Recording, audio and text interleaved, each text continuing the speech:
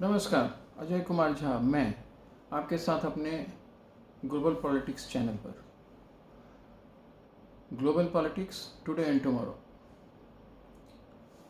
आज का मेरा विषय इंडियन सब कॉन्टिनेंट तो हम लोग कहते थे, परंतु इसे अब तो लोग साउथ एशिया कहते हैं, और इंडो पैसिफिक में जो चीज़ें जिस तरह से बंद और बिगड़ रही हैं, उसमें भारत कहाँ खड़ा हुआ नज़र आता है। अभी जब मोदी जी यूएसए से लौटे हैं और यूएसए के बाद वो रास्ते में इजिप्ट से होते हुए लौटे हैं, तो राजनीति जो इंटरनेशनल डिप्लोमेसी है वह कहाँ पर खड़ी नज़र आ रही है आज की तारीख में। मुझे लगता है बड़े ही इंटरेस्टिंग फेज़ में है। अभी जो ग्लोबल पॉलिटिक्स जिस तरह से चल रही है उसे अगर हम देखने की कोशिश करें तो अभी कई बड़े बड़े समिट होने हैं, जिसमें दो में तो इंडिया ही प्रेसिडेंसी कर रहा है, जैसे SCO, वो तो 4 जुलाई को ही है। फिर अगस्त में ब्रिक्स की मीटिंग है, समिट मीटिंग है, और इसके बाद सितंबर में 9-10 सितंबर को जो समिट मीटिंग है T20 का वो है। उसमें दुनिया के कई बड़े बड़े देश तो जो 20 तो हैं वो तो आएंगे ही, कई एजेंट्स, कई दूसरे जो इनवाइटेड गेस्ट होते हैं वो लोग भी आएंगे, और सभी top head of the state या हेड ऑफ द गवर्नमेंट ही होंगे। और यहाँ पर क्या स्थिति बनेगी? अभी जिस तरह से मोदी जी ने जिस तरह के पैक्ट किए हैं यूएसए में जाकर के, कई तरह के मतलब कई संधियों पर पैक्ट, मतलब कई संधियाँ साइन हुई हैं, कई तरह के एग्रीमेंट साइन हुए हैं, संधि नहीं एग्रीमेंट साइन हुए हैं। तो उसमें जिस तरह से चीज़ें भारत के पक्ष में होती हुई दिख रही हैं, उस पर जिस तरह से चाइना ने रिएक्ट किया है वो इम्पॉर्टेंट है। चाइना ने एक तरह से मॉक किया है इंडिया के ऊपर कि इतने महंगे सौदे पर भारत ने अमेरिका ने भारत को बिल्कुल ही चीट कर दिया, ठग दिया कह सकते हैं। तो अब वो चाइना किस तरह से बिहेव करता है ये तो पता है।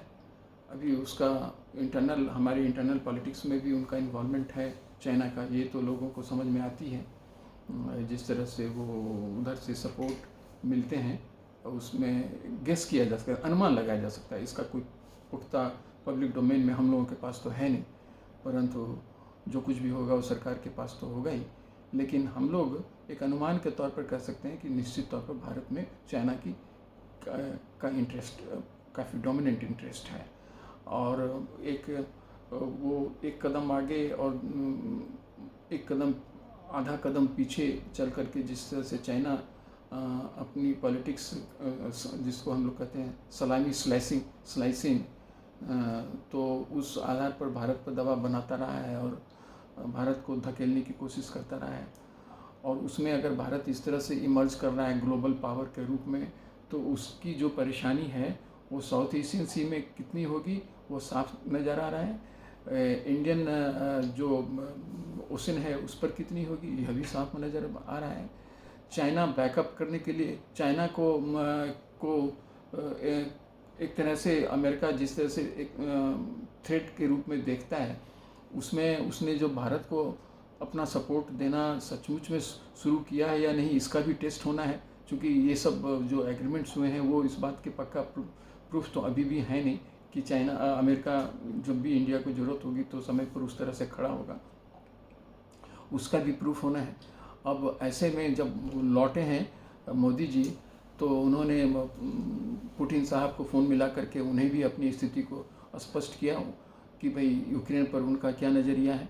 और जिस तरह से रशिया में जो वागनर ग्रुप ने हल्ला बोला था और वो जितनी नज़दीक सत्ता के पहुंच गया था, हालांकि वो सब तो पुतिन साहब के ही लोग हैं, लेकिन फिर भी जब अभी जिस तरह से वहाँ एक हड़कंप मचा और पुतिन साहब को काफ़ी कुछ परेशानी का सामना करना पड़ा, उसमें जिस तरह से मोदी जी ने सपोर्ट उन्हें दिया कि ऐसे जो इस तरह के एक्सट्रीमिस्ट फोर्सेस जो हैं, जिस तरह से आपने उसे चेक किया है वो काबिल तारीफ़ है।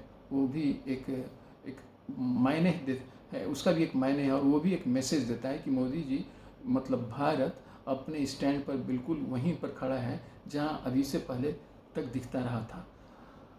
मतलब कि वो अमेरिका की तरफ उतना ही झुका है जितनी उसे ज़रूरत है, और उनकी ओर भी रसिया की तरफ भी उतना ही झुका है जितना उनकी ज़रूरत है। भारत एक इंडिपेंडेंट पॉलिटिकल फोर्स है, और वो अपने टर्म और कंडीशन पर बड़े बड़ी शक्तियों के साथ अपना इत्तेफाक रखता है।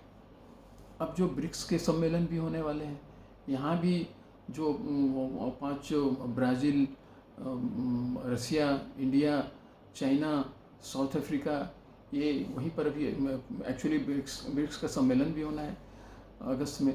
तो ये बड़ी इकोनॉमी है दुनिया के, जो G20 के इकोनॉमी को अगर आप उसको अगर दरकिनार कर दें तो वैसे ही इनका ग्रुप जो है अपने आप में एक बहुत बड़ा इकोनॉमिक साइज रखता है अपना।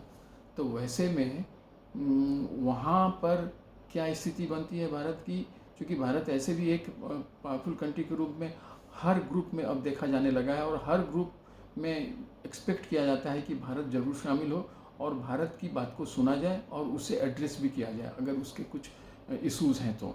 अब ऐसे में हमें क्या दिखता है, साथ ही साथ अभी एक बात और मुझे अभी ध्यान आ रहा है कि ये बताना कि अभी इज़राइल ने भी वहाँ जो नेतन्याहू साहब हैं वो चाइना जाने की संभावना है उनकी।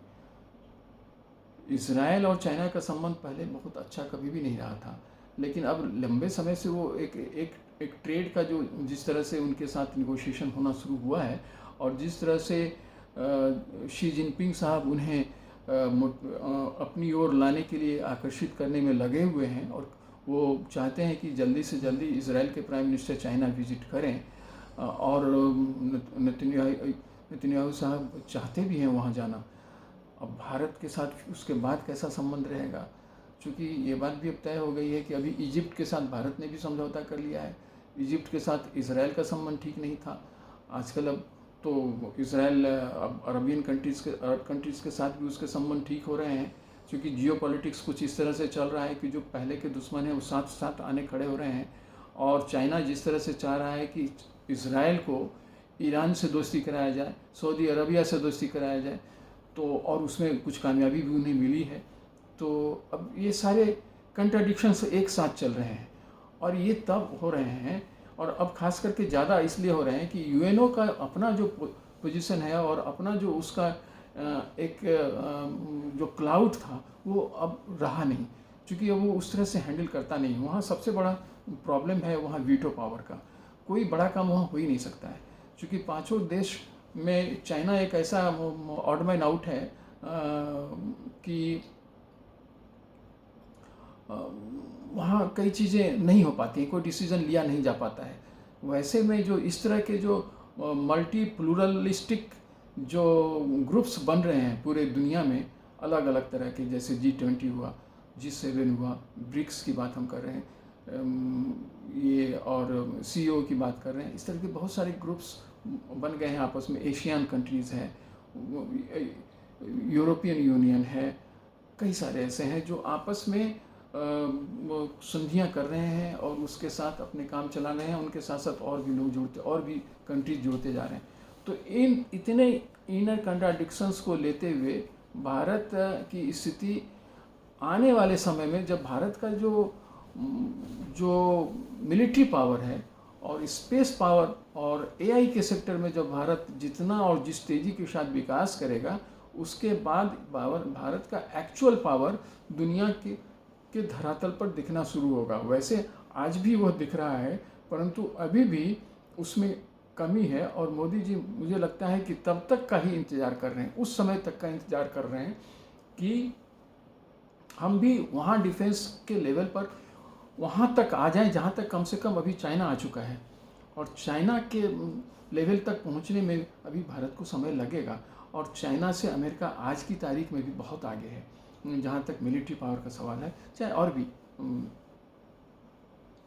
तो लेकिन थर्ड लार्जेस्ट इकोनॉमी तो इंडिया बहुत जल्दी बन रहा है, लेकिन थर्ड लार्जेस्ट इकोनॉमी बनने के साथ ही इंडिया एक सुपर पावर उस लेवल का होगा या ऐसा तो नहीं है, पर सुपर पावर तो वो हो ही रहा है, होता ही जा रहा है।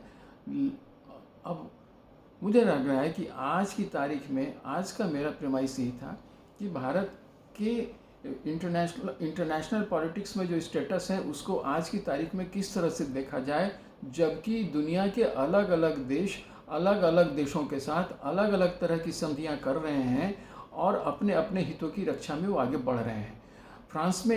फ्रांस की बात अभी मैंने वो छोड़ दी। फ्रांस की तो स्थिति अभी ऐसे ही हम लोग देख रहे हैं कि काफ़ी ख़राब हो चुका है अचानक।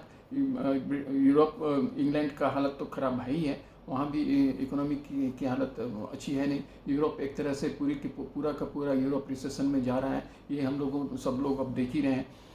तो ऐसे में भारत एक उभरता हुआ तारा तो है ही, इकोनॉमिक सेक्टर में भी और डिफेंस सेक्टर में, स्पेस सेक्टर में, लेकिन इसे कैसे हैंडल किया जा रहा है और उसके क्या फलाफल होंगे, क्या इम्पैक्ट दिखेंगे, ये मुझे लग रहा है कि मोदी जी के रहते रहते चीज़ों में काफ़ी कुछ बेहतरी होने वाली है। अगर अगले 10 साल तक मोदी जी रह जाते हैं देश के प्रधानमंत्री के रूप में, तो भारत निश्चित तौर पर काफ़ी बड़ी छलांग लगा करके आगे खड़ा नज़र आएगा। पर अब तो हमारे यहाँ डेमोक्रेसी है, क्या होना है ये तो 24 में पहला खेप या पहला पड़ाव तो 24 है। अब 24 के बाद जब 29 आता है तो देखते हैं। अभी आज मैं इन्हीं बातों के साथ अपनी जो जियोपॉलिटिक्स के जो ओवरऑल जो सिनेरियो हैं और उसमें इंडिया कहाँ खड़ा है और उसके क्या प्रॉस्पेक्ट्स हैं, उसको मैंने समझने का और आकलन करने का आपके साथ समय लगाया। प्लीज़ सब्सक्राइब माई चैनल अगर आपको ठीक लगी हो मेरी बातें, और शेयर भी करें, लाइक तो करें ही। Thank you. जय हिंद।